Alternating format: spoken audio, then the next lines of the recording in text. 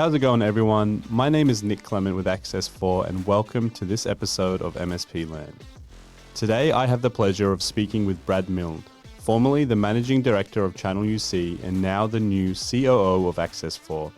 We chat not only about Access4's recent acquisition of Channel UC, but also how Brad first got into MSPland by running a successful distribution business, then later a cloud communications business. Lots of experience, both disty side and vendor side in this episode. So let's jump into it.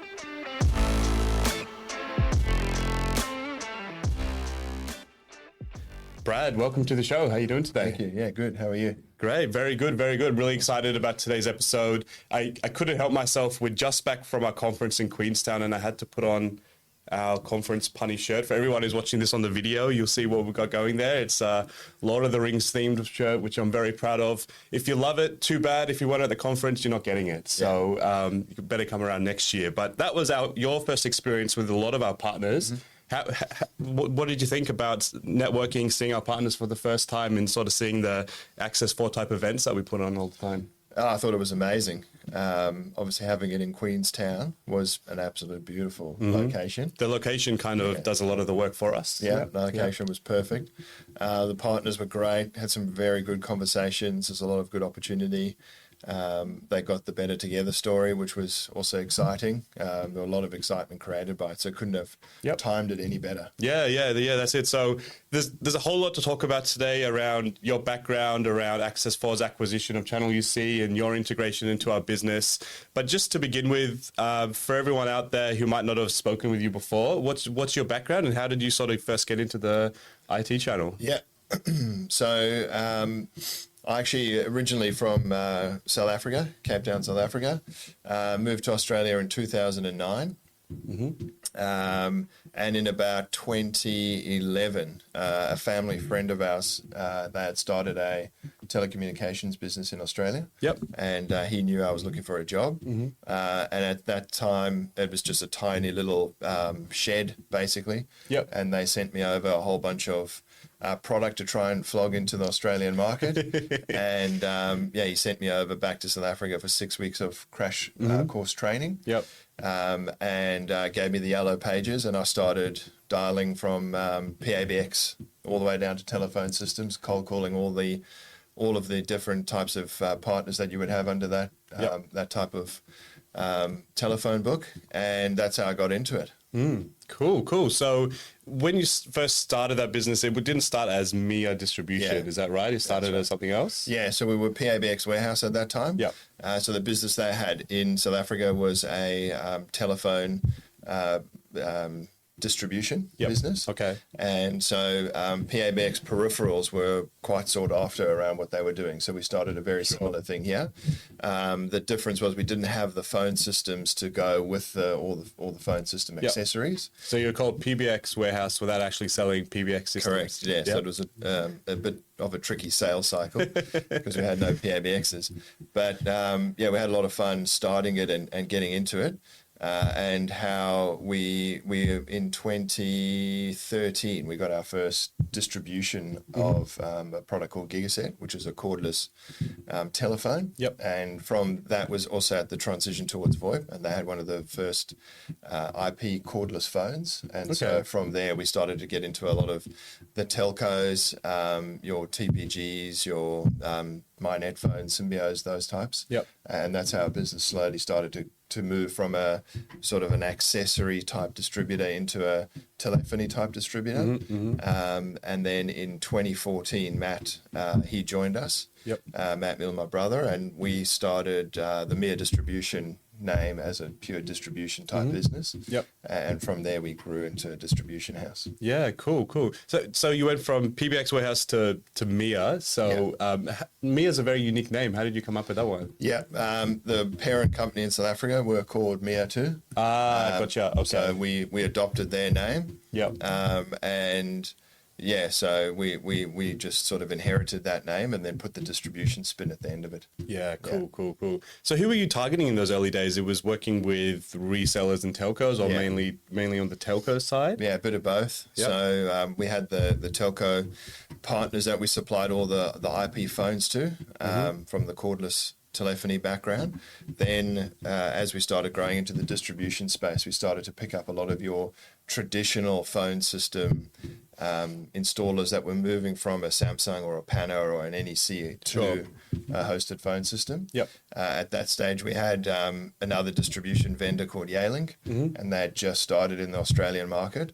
And so a lot of people moving to a hosted phone system would adopt the Yealink phone because it was one of the first ones in the country from an IP telephony point.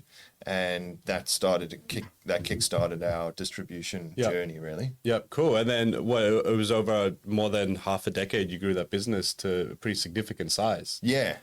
So, it took us, the journey was sort of 2014 to 2015. We were working with the South African business. 2019, Matt and I bought that business from the South African entity. And then in 2020, COVID hit.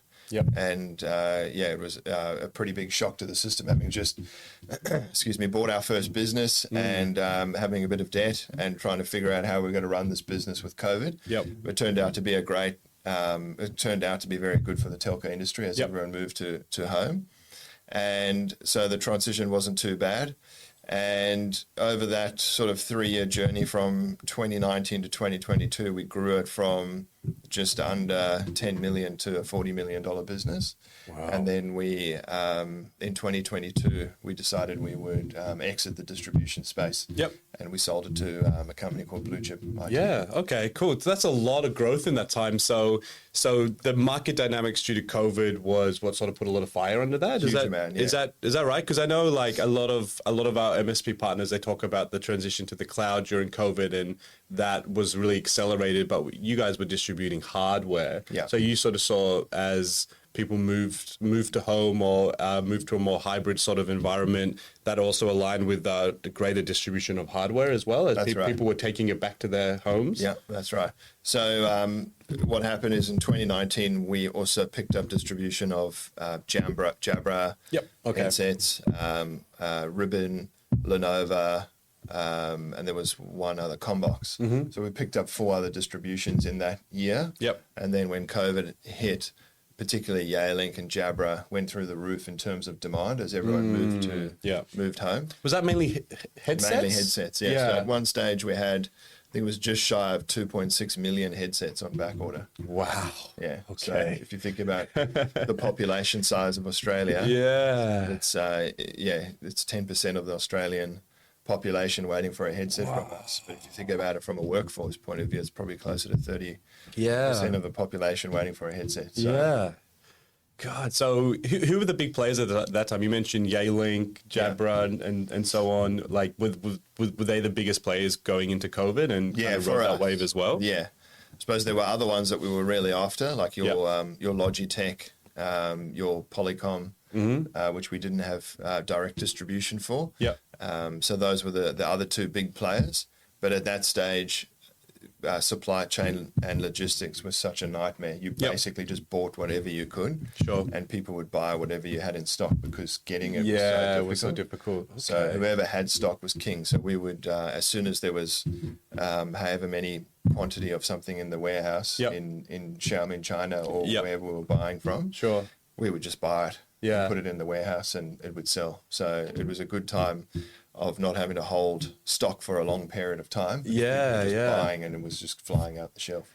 Wow. Okay. So the business model of a distribution business, for those who maybe are not so familiar with it, could you talk about it a bit? Because it's sort of that business where you're that entity between the manufacturers and the resellers, and you essentially act as an agent for them to buy stock en masse, so you can provide sharper pricing and better support for the end resellers. Yeah, that's right. Yeah. So the way, distribution works, a very cash heavy, cash hungry business. Yep. You're buying thousands and thousands of particular product and putting in the warehouse. And I remember Matt and I used to literally go down to the warehouse and we would unpack the containers with the warehouse guys and go, man, I don't know how we're going to turn this couple boxes into $1,000. Yeah. You're putting it on the shelf. But it did eventually happen. Yeah. But you are buying in bulk, you're getting a better price, and then you're distributing that to our reseller community, our partner community, who are then selling it to the end user.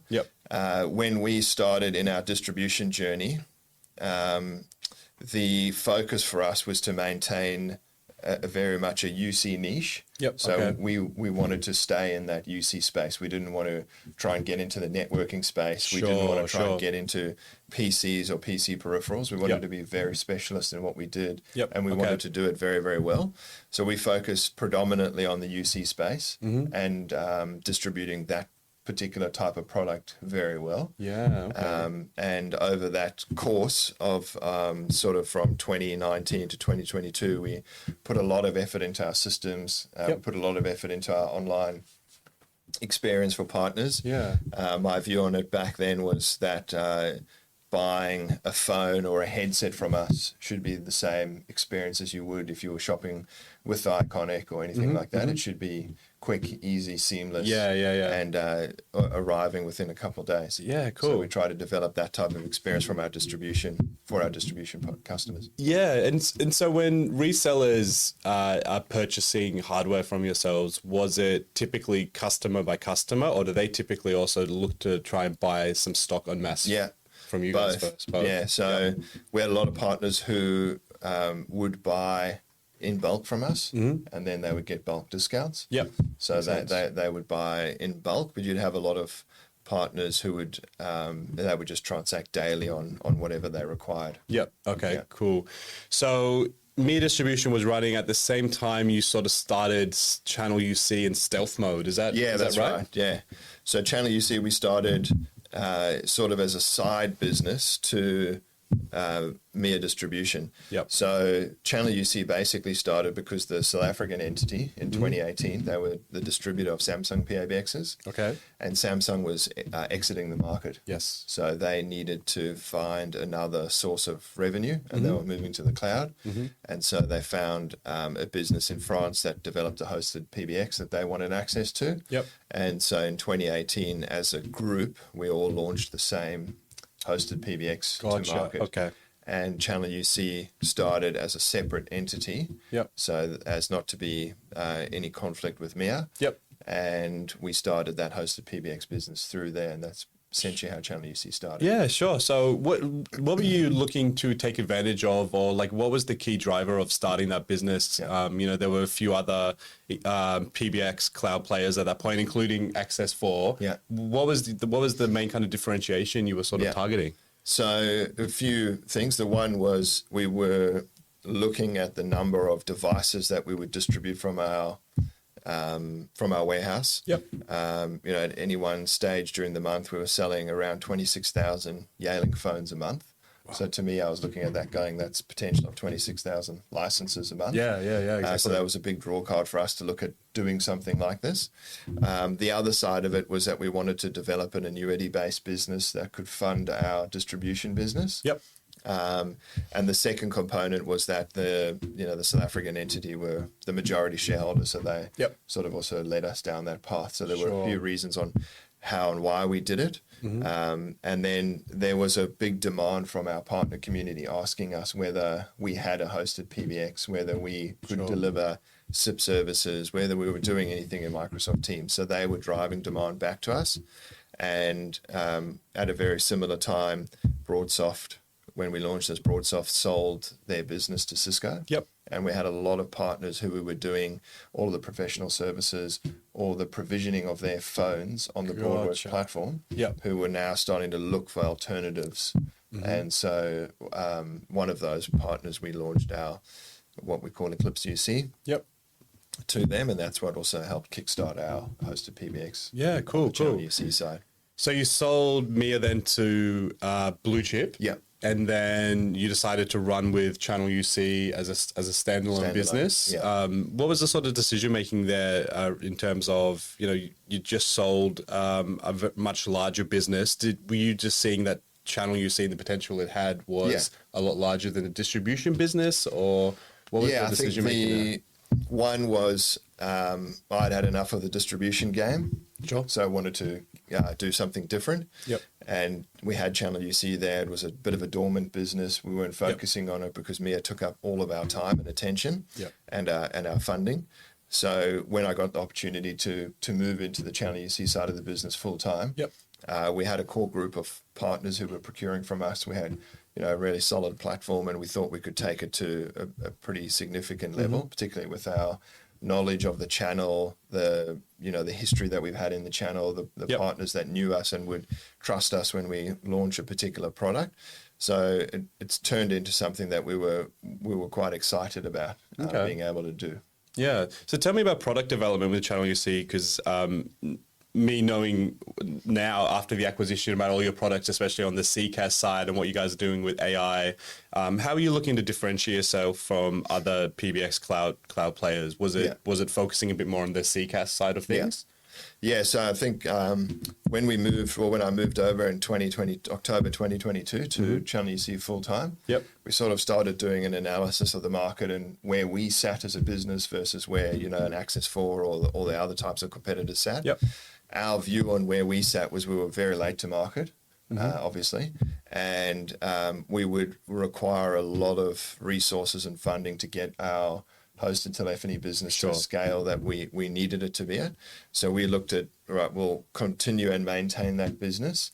But our focus for the first 18 months was around building value-add services, so the wraparound services, which could be bolted onto any underlying telephony, any Microsoft Teams.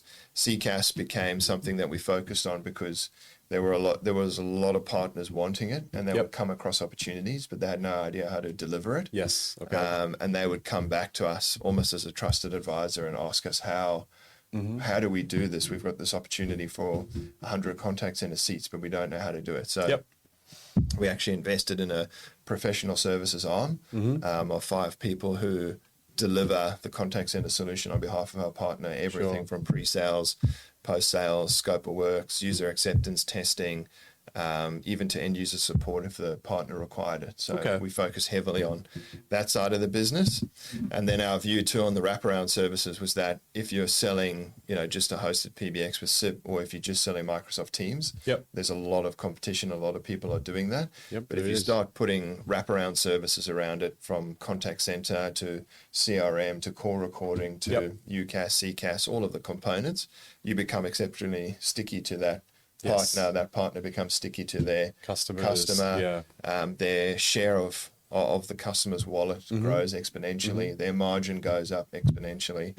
And so for us, that was a move that we were very focused on. Yeah, cool. So it must have been exciting in those first few years running a new business standalone for the first time. What were the key challenges that you were sort of facing now, other than the market dynamics you sort of spoke about? I imagine there would have been a whole other slew of things you had to deal with. There was a lot of differences. One, getting your head out of the hardware game took a little bit of a challenge.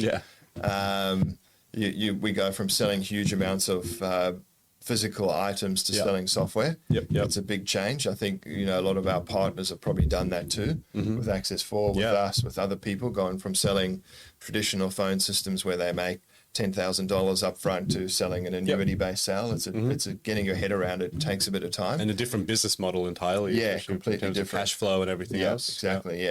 But once it does start to ramp up, it becomes something that is exceptionally enjoyable to see grow. Plus, it's very comforting because you have this sort of nest egg behind you of annuity. And it gives you a lot of opportunities to do different stuff with the business. So that was one component I had to try and get my head around.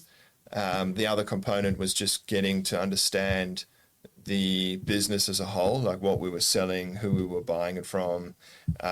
We spent sort of the first 3 to 4 months consolidating suppliers, vendors, looking for new vendors, like all our wraparound services, and actually just trying to adopt a strategy. So we took 6 people over from Mere Distribution with us, and then in the 18 months grew the team to 22.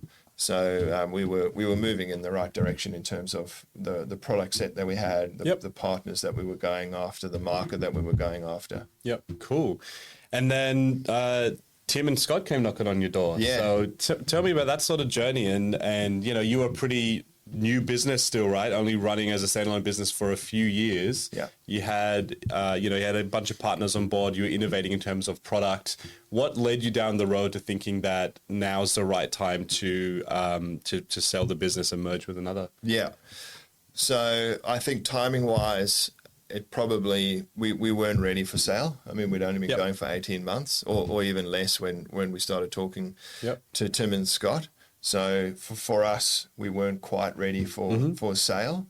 But I think as any entrepreneur, if you've started a business, I think most of us start a business that eventually one day we'd like to get to a point where it's something that we can either sell or merge or start acquiring, either one. So it was something in the back of our mind, but definitely not so early. But we had been supplying Access4 since Access4 started.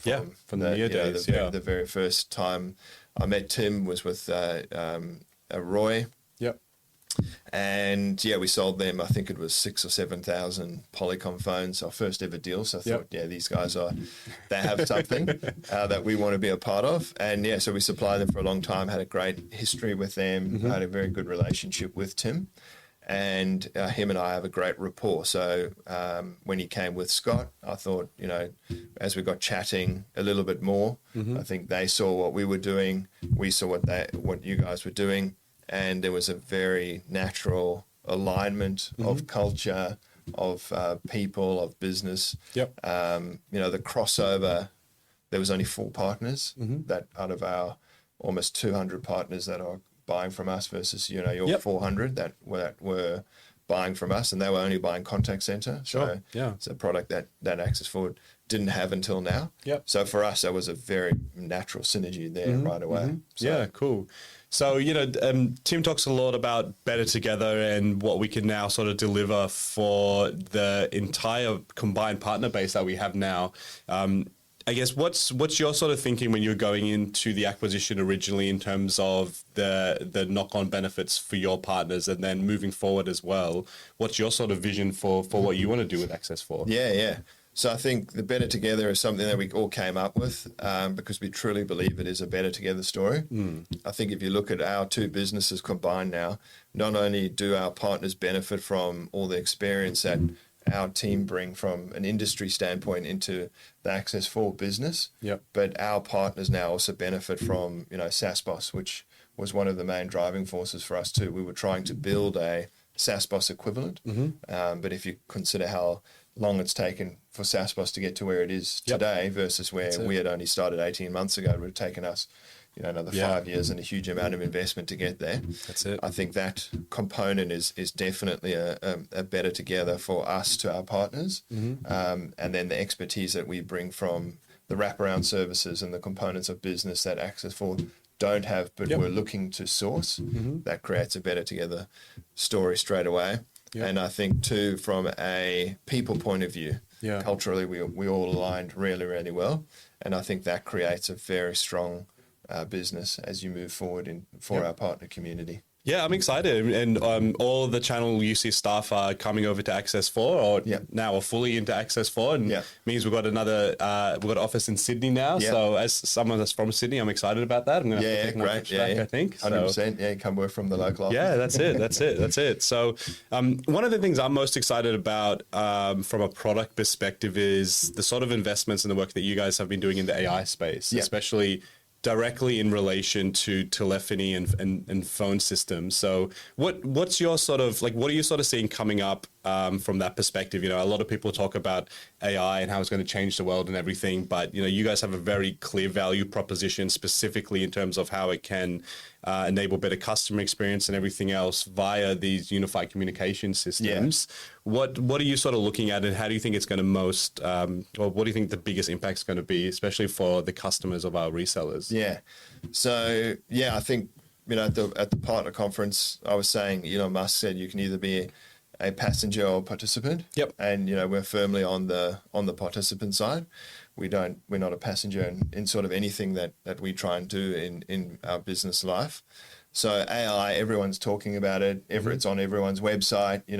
Whether someone's actually doing something tangible with it or not is irrelevant. It's there, and you've got to be able to talk about it. Yep. We wanted to go that step further and not only talk about it, but actually show it in action. Being a sort of smaller, nimble business, we have 5 developers, and they were working on an AI strategy for us from the very start. And so we've got an AI bot called Dave, who we launched at the partner conference. Yep. So at the moment, Dave is answering all of our frontline calls on our IVR and triaging certain components of that call.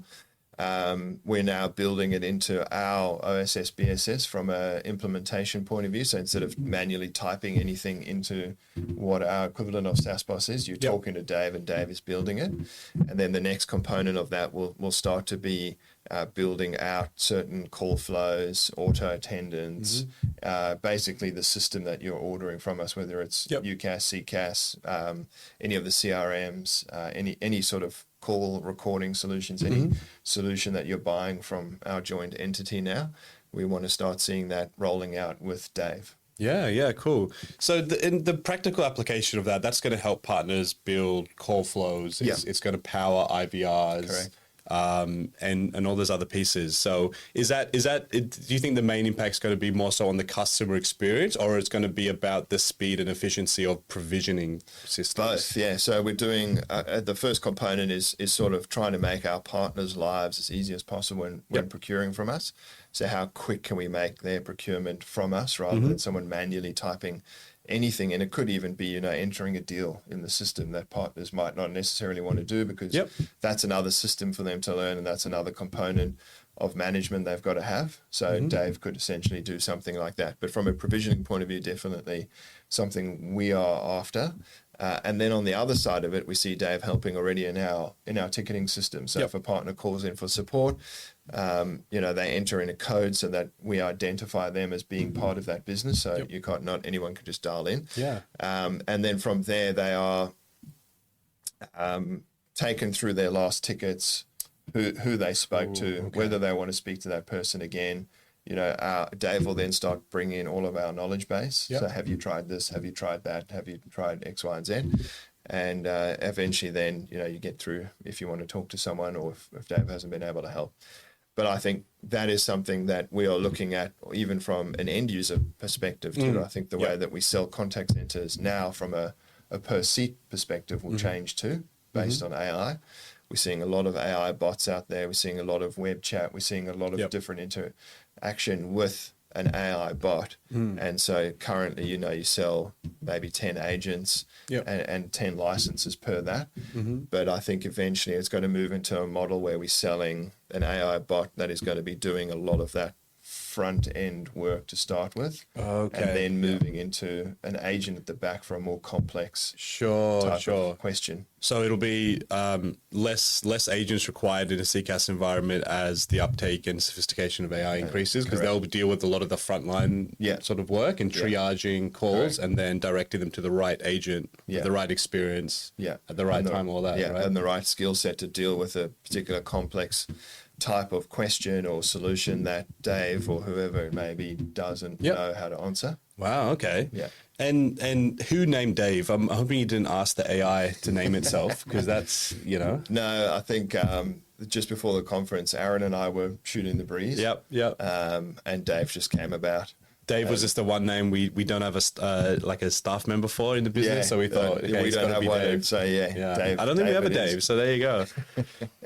Cool. So now, after the acquisition, you've sort of embedded yourself in the Access4 business. You've joined the executive team in a COO role. So what's your sort of mandate for Access4, moving forward over the next 12 months, but then into the future as well? Because you've got a number of different teams reporting into you now, but there's also the transition and, the different migrations that are going to happen over the years. So what's your sort of focus moving into the next 12 months and then beyond that as well? Yeah.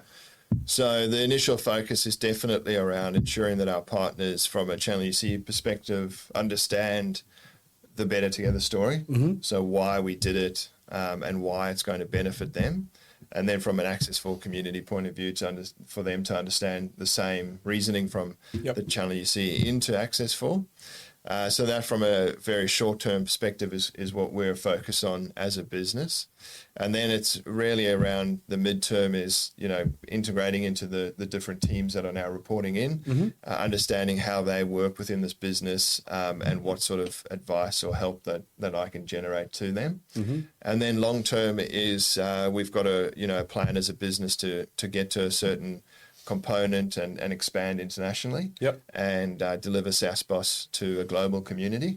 And I think that's something I'm exceptionally excited about, is being able to deliver SaaS globally along with some of our core vendors. And so that's something coming up, very shortly that we're excited about. Yeah, cool. Good stuff.